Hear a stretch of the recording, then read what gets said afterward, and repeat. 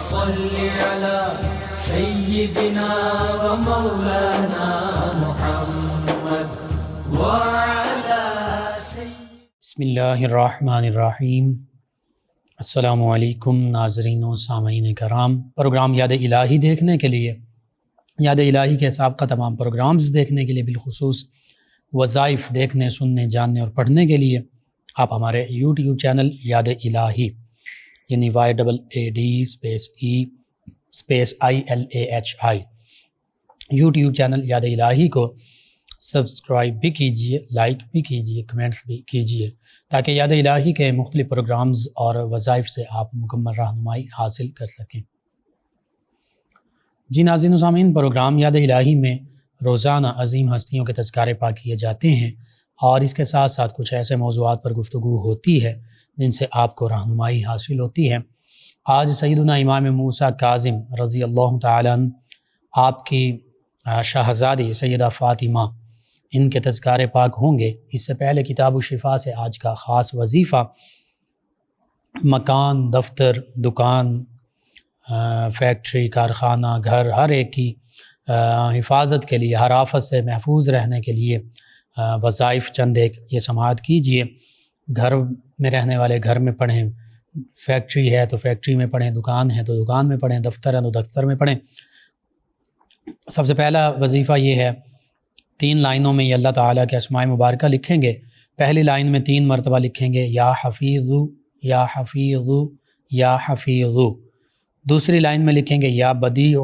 یا بدیع یا بدیع، اور تیسری لائن میں لکھیں گے یا بدیع العجائب بالخیر یا بدیع یا بدیع العجائب بالخیر یا بدیع۔ یہ لکھ کر اسی ترتیب کے ساتھ گھر میں، دکان میں، دفتر میں آویزاں کر دیں، لگا دیں، انشاءاللہ اللہ تعالی ہر آفت سے محفوظ رکھے گا۔ اسی طرح دوسرا یہ ہے کہ روزانہ یا حی یا قیوم لا تأخذہ سنۃ ولا نوم، یا حی یا قیوم لا تأخذہ سنۃ ولا نوم 21 مرتبہ پڑھ کر مکان کی چاروں سمتوں میں، چاروں کونوں میں پھونک دیں، انشاءاللہ مکان چوری سے محفوظ رہے گا۔ اسی طرح دکان یا دفتر ہے تو اس میں بھی کیا جا سکتا ہے۔ تیسرا وظیفہ مکان، دکان، دفتر وغیرہ کو ہر آفت سے محفوظ رکھنے کا وہ یہ ہے، اللہ تعالیٰ کے 2 اسماء مبارکہ ہیں یا اللہ یا حفیظ۔ ان دونوں اسماء مبارکہ کو بکثرت پڑھنے سے دشمن ذلیل و خوار ہوتا ہے، اور جان، مال اور مکان حاسدین اور شریروں کے شر سے محفوظ رہتا ہے، یا اللہ یا حفیظ۔ اسی طرح چوتھا وظیفہ سورہ بقرہ کی آخری 2 آیات بینات، تیسرے پارے میں سورۃ البقرہ، اس کی آخری 2 آیات بینات جو ہیں، غالباً آمن الرسول بما انزل الیہ من ربہ، یہاں سے لے کر آخر تک، واعف عنا واغفر لنا وارحمنا انت مولانا فانصرنا علی القوم الکافرین۔ یہ 2 آیات بینات روزانہ 1 مرتبہ پڑھنے والا چوری اور ڈاکے سے محفوظ رہتا ہے۔ تو یہ 4 محفوظ رہنے کے وظائف ہیں، ان کو ضرور کیجئے۔ آپ اپنے گھر کے لیے، مکان کے لیے، دکان کے لیے، آفس کے لیے، فیکٹری، کارخانہ ہے اس کے لیے، انشاءاللہ اللہ تعالیٰ کی حفاظت میں ہر چیز رہے گی۔ آپ اپنے معمول کا حصہ بنائیے، اپنے اعزاء، اقربا، رشتہ دار، دوست، احباب، پڑوسی، محلہ دار، امت مسلمہ تک پہنچائیے، شیئر کیجئے۔ میرے، آپ کے، ہمارے بتانے سے امت مسلمہ میں سے کسی بھی ہمارے مسلمان بہن بھائی، کسی مسلمان فرد کا فائدہ ہوتا ہے، انشاءاللہ یہ ہمارے لیے دین و دنیا آخرت میں بھلائی، فائدہ، نجات اور شفا کا باعث ہوگا۔ اللہ سبحانہ وتعالی مجھے، آپ کو، ہم سب کو آسانیاں عطا فرمائے، ہمیں آسانیاں بانٹنے والا بنائے، مشکلات سے ہماری حفاظت فرمائے، آمین۔ جی ناظرین و سامعین، سیدہ فاطمہ بنت سیدنا امام موسیٰ کاظم رضی اللہ تعالی عنہ بہت عظیم ہستی، اور ہم جب اہل بیت اطہار علیہم الرضوان کو دیکھتے ہیں تو ان کی عظمت، رفعت اور شان کا جو سب سے بڑا ایک ذریعہ ہے اور جو نسبت ہے انہیں حاصل، وہ آقا کریم صلی اللہ علیہ وآلہ وسلم کے ساتھ صحابہ کرام علیہم الرضوان کی کبھی ہم ادب احترام بجا لاتے ہیں، ان سے بھی محبت کرتے ہیں، اسی وجہ سے کہ انہیں نبی کریم صلی اللہ علیہ وآلہ وسلم کے ساتھ قریبی نسبت حاصل ہے، شرف صحابیت حاصل ہے۔ ازواج مطہرات رضی اللہ عنہن ہم مؤمنین کی مائیں، ان کا ہم ادب احترام کرتے ہیں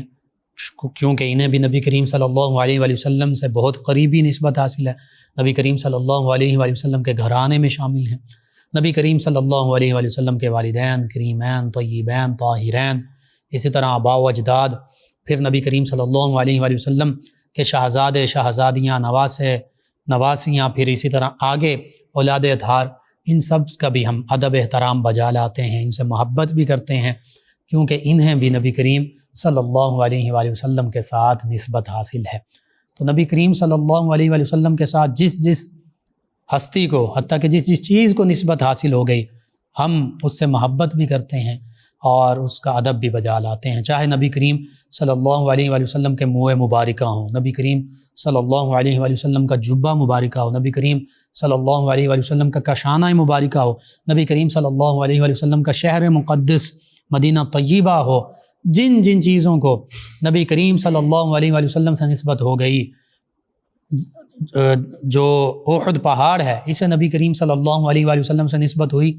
تو آقا کریم نے فرمایا کہ احد ہم سے محبت کرتا، ہم اس سے محبت فرماتے ہیں، تو ہمیں بھی بحیثیت امتی نبی کریم صلی اللہ علیہ وآلہ وسلم نے چونکہ احد پہاڑ سے محبت فرمائی، ہمیں بھی احد پہاڑ سے محبت ہے۔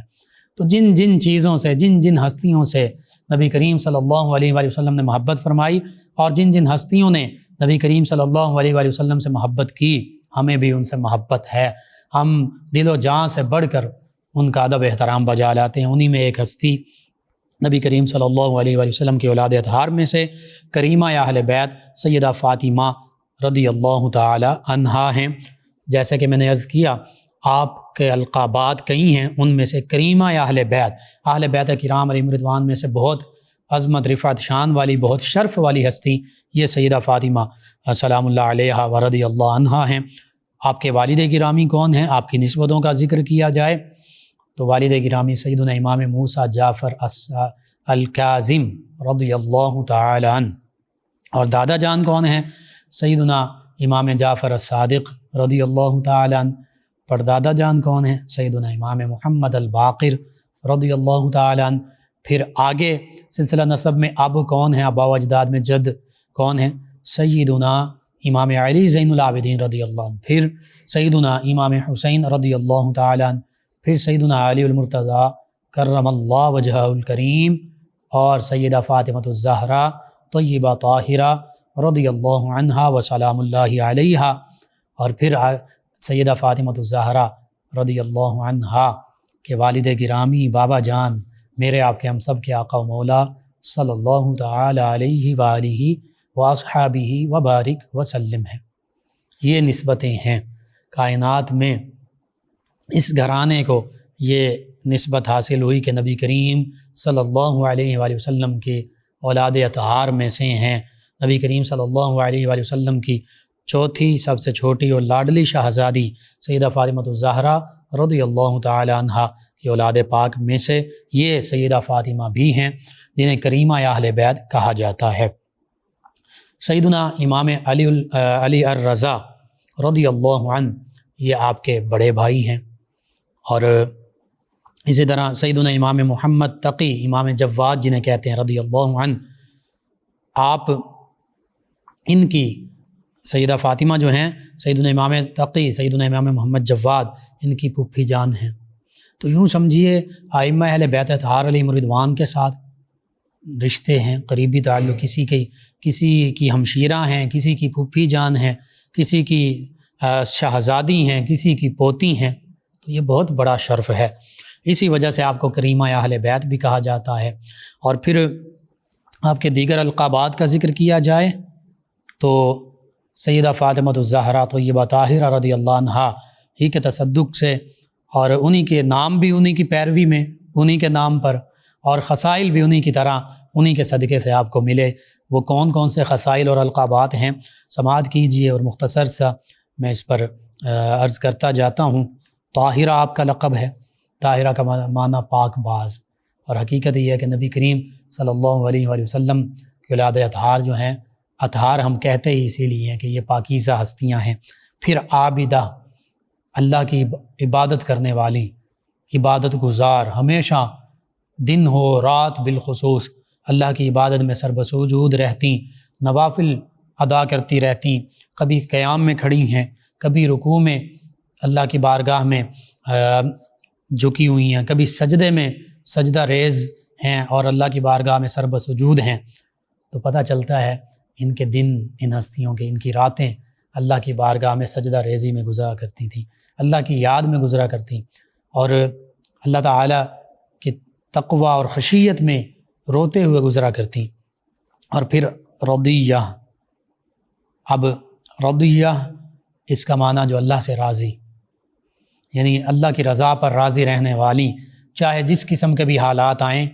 اور یہ دیکھیے، یہ ان القابات پر ہمارے مسلمان بھائی وہ بھی غور کریں، ان کے لیے بھی اس میں درس ہے، اور بالخصوص خواتین اسلام کے لیے کہ آج ہماری مسلمان مائیں، بہنیں، بیٹیاں،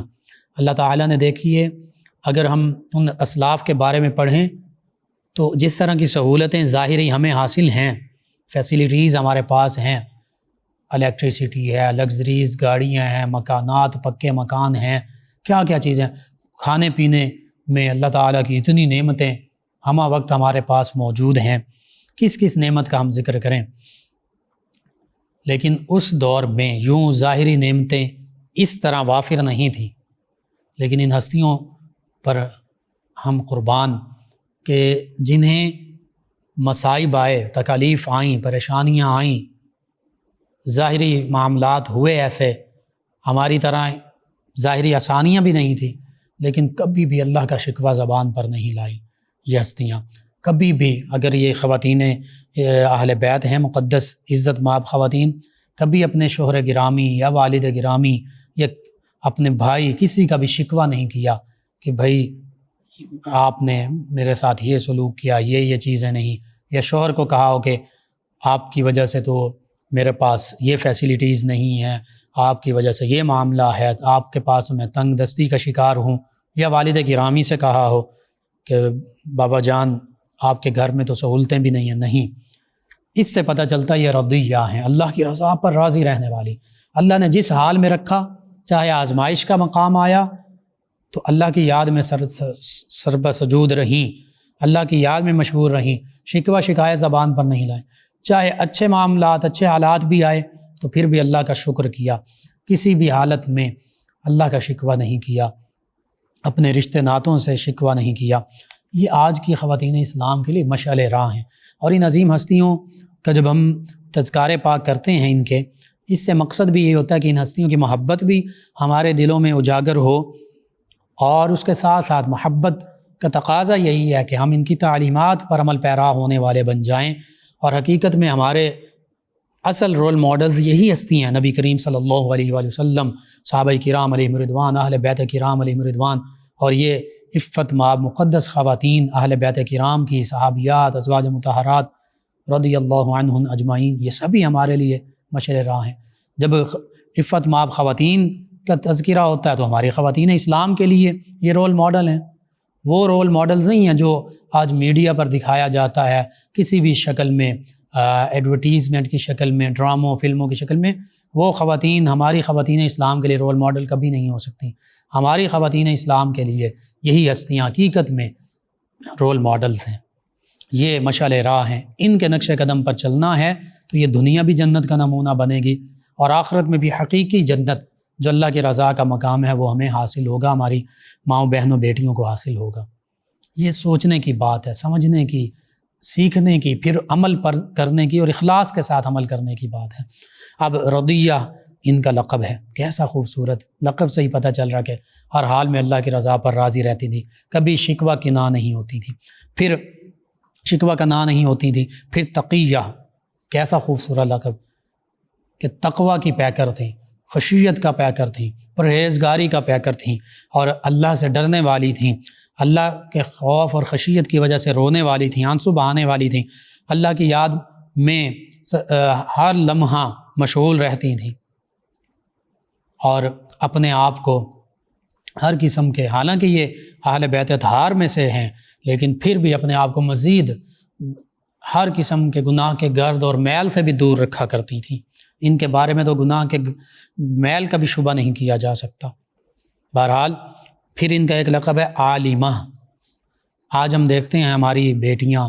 ہماری مائیں، بہنیں، الا ماشاء اللہ کوئی ہزاروں سینکڑوں ہزاروں میں سے ایک آدھ ہوں گی جو حافظہ یا عالمہ ہیں، لیکن جب ہم صحابیات، اہل بیت کرام، ان مقدس خواتین کو دیکھتے ہیں تو اکثر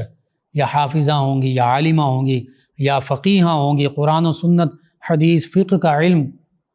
یا سیکھ چکی ہوں گی یا سیکھ رہی ہوں گی۔ یہ معاملہ ہمیں نظر آتا ہے۔ حتیٰ کہ ایک وقت تھا غالباً ہارون الرشید کے دور میں، تو یہ کہا گیا، ہارون الرشید نے غالباً اپنے بیٹے کے لیے کہ میں اپنے بیٹے کا عقد اس لڑکی سے کروں گا جسے قرآن مجید فرقان حمید حفظ ہو، اور پھر یہ کہا گیا کہ جس بیٹی نے قرآن مجید فرقان حمید حفظ کیا وہ رات کے وقت وہ اپنے گھر کی کھڑکی میں وہ گھر جو ہے وہ گھر والے ایک چراغ روشن کر دیں۔ جب رات کا وقت آیا تو ہر گھر میں چراغ روشن تھا۔ اب حکمران وقت بھی شش و پنج میں مبتلا ہو گیا۔ پھر اس نے کہا کہ یہ معاملہ تو بڑا کڑا ہو گیا، مشکل ہو گیا، یہ تو ہر گھر میں حافظہ بیٹیاں موجود ہیں۔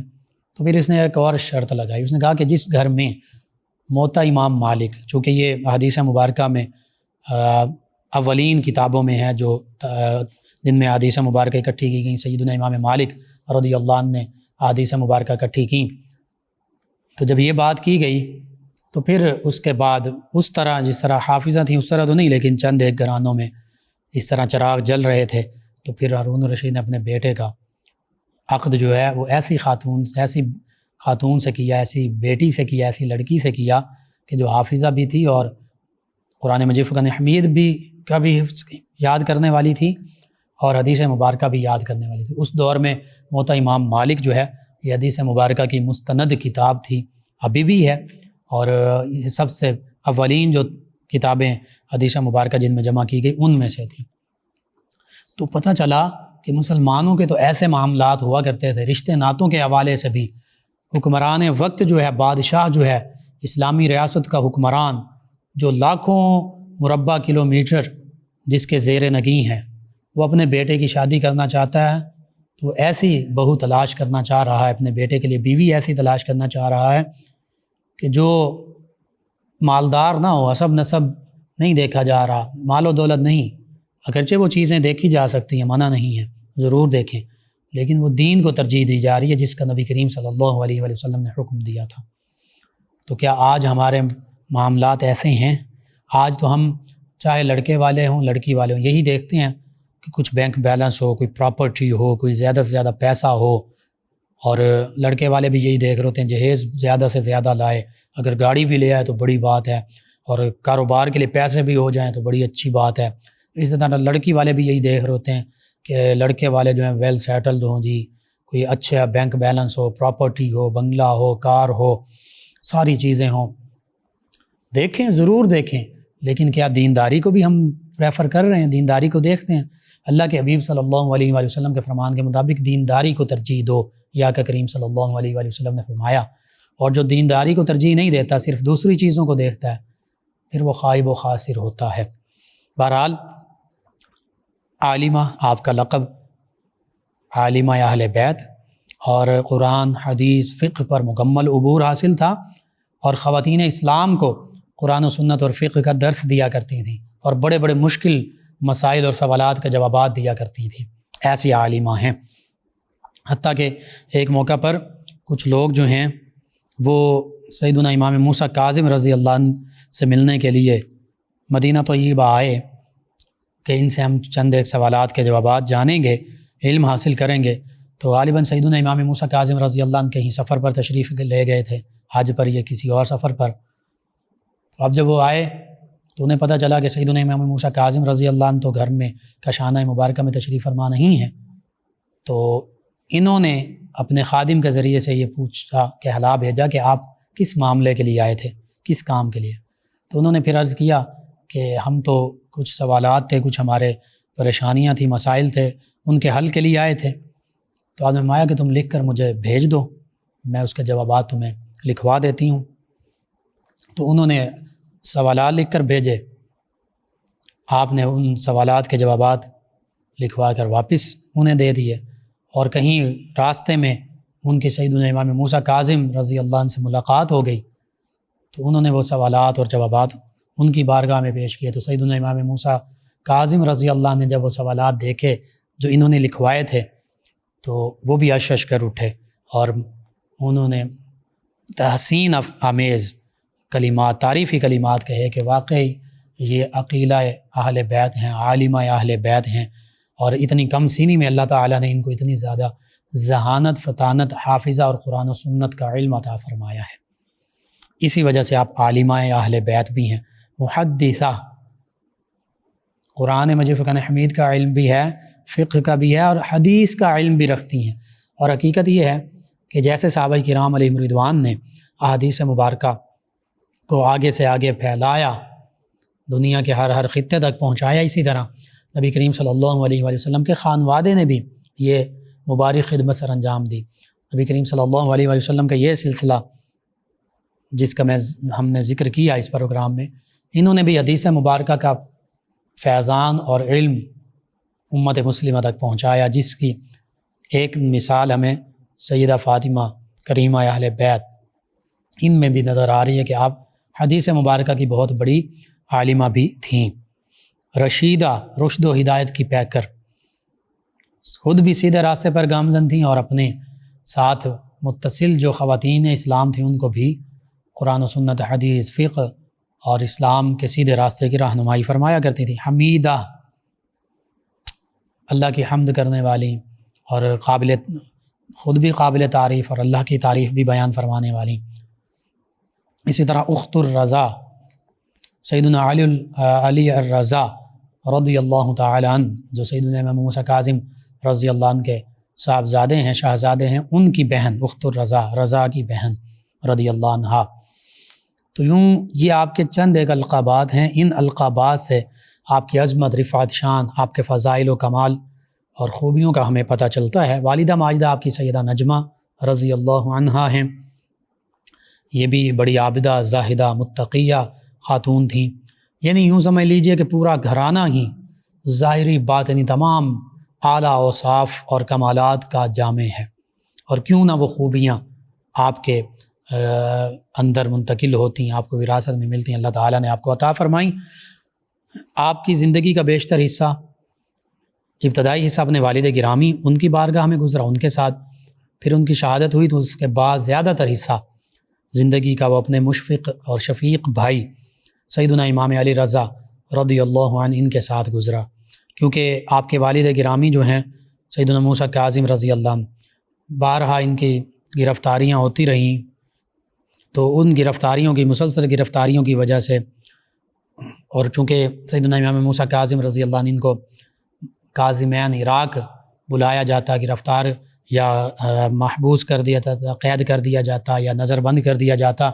تو اس وجہ سے مدینہ طیبہ میں پھر سیدہ فاطمہ یہ زیادہ تر اپنے بھائی سیدنا علی الرضا رضی اللہ عنہ ان کے ساتھ رہیں، تو وہ والد گرامی کی اس طرح شفقت سے، محبت سے محروم رہیں جیسے باپ کا سایہ ہمیشہ سر پر رہے، وہ ساتھ موجود رہیں، تو وہ ایک اور بات ہوتی ہے، لیکن ان کا فیضان، ان کے کمالات، ان کے خصائل یہ اللہ تعالیٰ نے آپ میں منتقل فرمائے تھے۔ آپ ابھی کم سن ہی تھیں کہ آپ کے والد گرامی ان کو قید کیا گیا 183 ہجری میں، سیدنا امام موسیٰ کاظم رضی اللہ عنہ ان کو پھر شہید کیا گیا۔ تو جب سیدنا امام موسیٰ کاظم رضی اللہ عنہ کی شہادت ہوتی ہے تو ان کی عمر مبارکہ تقریباً 10 برس ہے۔ ہماری بیٹیاں، ہماری اولاد 10 برس کی، ہم اس سے کہہ سکتے ہیں کہ چھوٹی عمر ہے، لیکن اہل بیت اطہار علیہم رضوان کے شہزادے، شہزادیاں یہ کم عمری سے ہی ذہانت، فطانت اور نبی کریم صلی اللہ علیہ وآلہ وسلم کا جو علم مبارکہ ہے اس کے وارثین میں شامل ہیں۔ آج بھی ہم دیکھ رہے ہیں جیسے جیسے یہ سائنسی ٹیکنالوجی اور چیزیں آ رہی ہیں، آج ہم دیکھتے ہیں کہ بچے جو ہیں وہ بڑوں سے بھی زیادہ ان چیزوں کی طرف دھیان دینے والے ہمیں نظر آتے ہیں۔ اسکول میں اسکول کی اسٹڈیز کے حوالے سے دیکھیں تو کیمبرج اور اس کے علاوہ جو آکسفورڈ وغیرہ کے سلیبس پڑھ رہے ہیں بچے، اسی طرح اگر انہیں ہم اسلام کی تعلیم کی طرف لگائیں، عربک بھی سیکھ لیتے ہیں،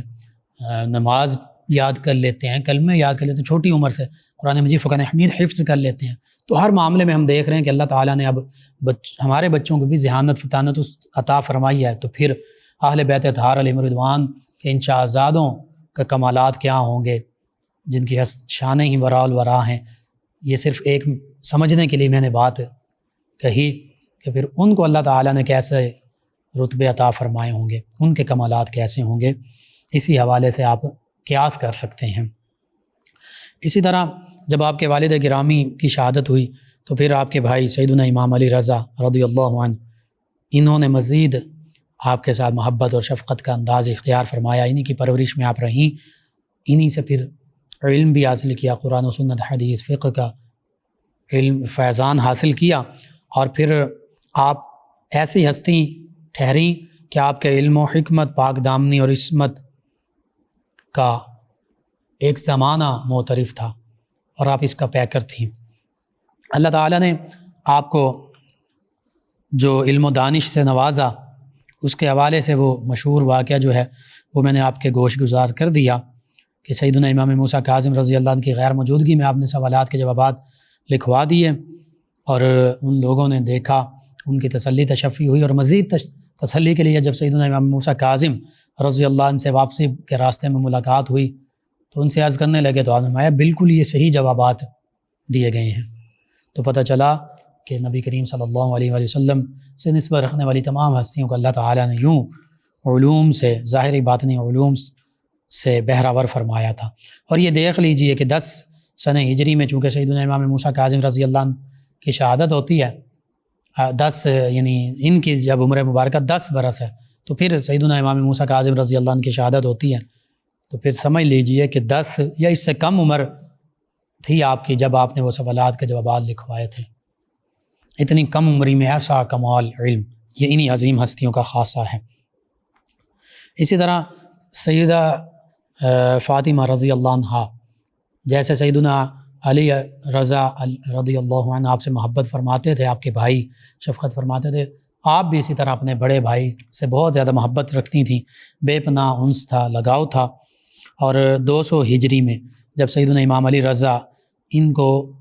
زبردستی یعنی اسیر کر کے قیدی بنا کر خراسان کی طرف لے جایا گیا، تو اس موقع پر جب 1 سال تک ان کی خبر مدینہ طیبہ میں نہیں آئی، خانوادہ اہل بیت اطہار علیہم رضوان تک خبر نہ پہنچی، تو خود سیدہ فاطمہ جو ہیں 201 ہجری میں اپنے بھائی، اپنے مشفق مہربان برادر اکبر سیدنا امام علی رضا رضی اللہ تعالیٰ عنہ کی خبر گیری کے لیے، ان کے حالات معلوم کرنے کے لیے کہ کس حال میں ہیں، مدینہ طیبہ سے چلیں، اور جب انہیں پتہ چلا کہ خراسان میں یہ موجود ہیں تو پھر بس فرط محبت میں ان کی خیریت دریافت کرنے کے لیے، ان سے ملاقات کرنے کے لیے مدینہ منورہ سے خراسان ایران کی جانب عازم سفر ہو گئیں۔ جب ساوا کے قریب پہنچیں، یہ ایک شہر ہے، علاقہ ہے، تو کچھ لوگوں نے، مختلف روایات ہیں، ایک روایت کے مطابق آپ کے قافلے پر حملہ کر دیا، اور جس میں آپ کے خانوادے کے 23 افراد شہید ہو گئے۔ اور جب آپ نے دیکھا کہ آپ کے قریبی رشتہ دار خانوادے کے 23 جو ہیں وہ شہید کر دیے گئے، اور یہ وہی تسلسل ہے، اس کو پر غور کیجئے، جو تسلسل ہمیں نظر آتا ہے واقعہ کربلا میں، پھر جن سیدنا زید رضی اللہ عنہ کے ساتھ کوفیوں نے معاملہ کیا، انہیں شہید کر دیا۔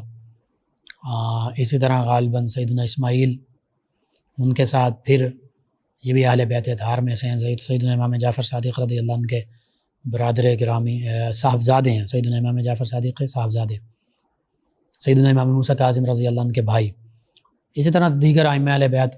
کی کچھ جو ہیں انہیں اسیر کیا گیا، قید کیا گیا، کچھ ایسے ہیں جن کو زہر خورانی کے ذریعے شہید کر دیا گیا۔ تو جب اس خانوادے کے 23 افراد جو آپ کے ساتھ سفر میں موجود تھے صحابہ کے قریب، ان کو شہید کر دیا گیا، تو اسی صدمے کی وجہ سے آپ کافی علیل ہو گئیں، کافی بیمار ہوئیں۔ اور ایک روایت یہ بھی ہے کہ صحابہ ہی کے قریب ایک عورت نے آپ کو زہر دیا جس سے آپ بیمار ہوئیں،